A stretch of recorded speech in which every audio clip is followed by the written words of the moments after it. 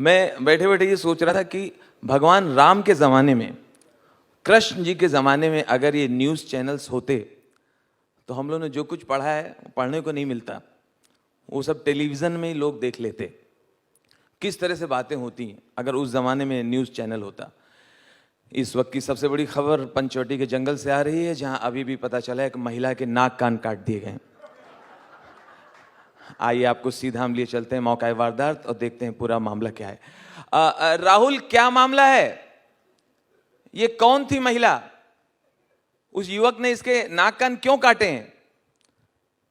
Hello hello hello, हाँ hello, आवाज आ रही? हाँ हेलो, हाँ ये पहली महिला है जो बिना पासपोर्ट के श्रीलंका से आई थी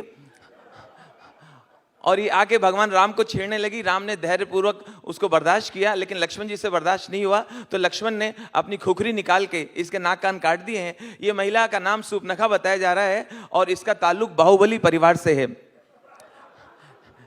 इसके भाई का बहुत बड़ा टेरर था, तो वो खुखरी जिससे नाक कान काटे गए, खुखरी ढूंढने के लिए श्रीलंका की पुलिस आई थी। यहाँ सारे नाली में, गटर में खुखरी ढूंढी जा रही थी। खुखरी तो नहीं मिली, लेकिन यहाँ के निवासी इस बात से बड़े प्रसन्न हैं कि इस बहाने यहाँ के नाले और गंदगी साफ हो गए। अब आइए आपको हम श्रीलंका लिए चलते हैं और देखते हैं कि इसके परिवार में क्या रिएक्शन है और इसके भाई साहब वो आगे की क्या रणनीति बना रहे हैं। दीपक, आप इस वक्त श्रीलंका पहुंच गए?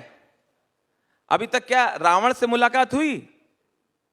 तू कर ले मुलाकात रावण से, खुद स्टूडियो में बैठे बैठे बोलता रहता है, यहाँ चले जाओ वहाँ चले जाओ।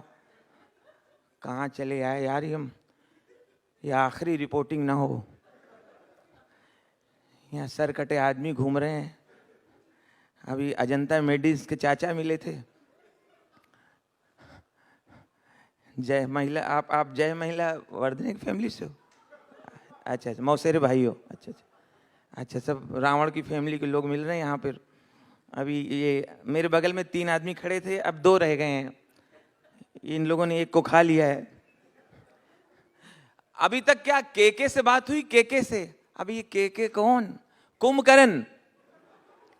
हाँ, मैंने केके से बात। हेलो कुंभकर्ण जी, बताइए, जो आपकी भतीजी के नाक कान काटे गए, तो ये तो सोने में लगे हुए हैं। इनका एक ही सिद्धांत है, किस किस को याद कीजिए, किस किस को रोइए, आराम बड़ी चीज है, मुंह ढक के सोइए। इनके सोने से सिद्ध होता है कि श्रीलंका को सोने की लंका क्यों कहते हैं। आप रावण से बात करने की कोशिश कीजिए, रावण से। हाँ, कोशिश कर रहे हैं कमीने। हाँ, मैं उनके इस वक्त प्रतीक्षालय में बैठा हूं।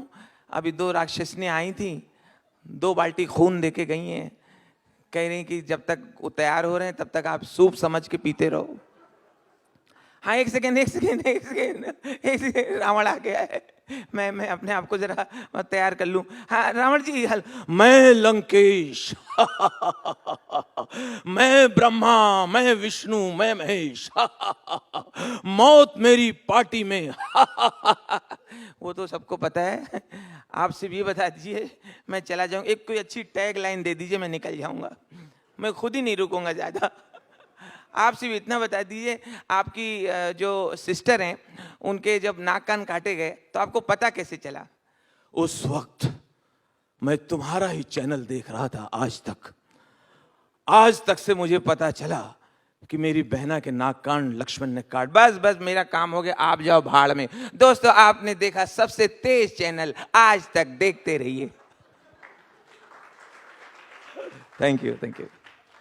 अब आज तक की बदौलत कहें या जैसे भी धीरे धीरे हमारे तमाम नेताओं की हिंदी अच्छी होती जा रही है। काफ़ी जगह वो बेचारे अटके, उम्मीद है अगली सेशन में और अच्छे तरह से आएंगे। एक जगह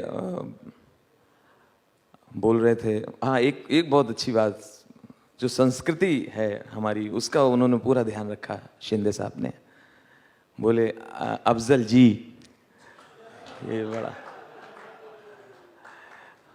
ऐसे नहीं कोई गृह मंत्री बन जाता है,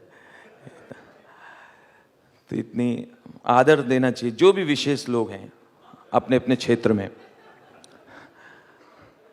आदरणीय दाऊद साहब, छोटा शकील जी, ये अपने अपने क्षेत्र के सेलिब्रिटी हैं। इसलिए शायद उनको अभी सम्मान में दिया गया। मैं शिंदे साहब को धन्यवाद देता हूँ। लेकिन बात सही है, लेकिन ये तो मजाक की बात है, लेकिन कभी हमारे महाराष्ट्र के नेता या साउथ इंडियन जो नेता कभी मैंने देखा फंक्शन में आते हैं और हिंदी फंक्शन में आ गए, उनका सत्कार हुआ और उनको 2 शब्द बोलने को कहा गया, तो कई बार हिंदी ठीक से आने ना आने की वजह से वो भी अटक जाते हैं। सत्कार के बाद एक नेताजी बोल रहे थे, अभी आप लोगों ने जो मेरा ये किया है इसके लिए मैं आप लोगों का बहुत ये है, और आप लोग जो ये कर रहे हैं ये बहुत ही अच्छा ये है, कभी भी मेरे लायक कुछ भी ये होएगा तो आप मेरे को रात को भी ये करेंगे तो मैं हाजिर हो जाऊंगा।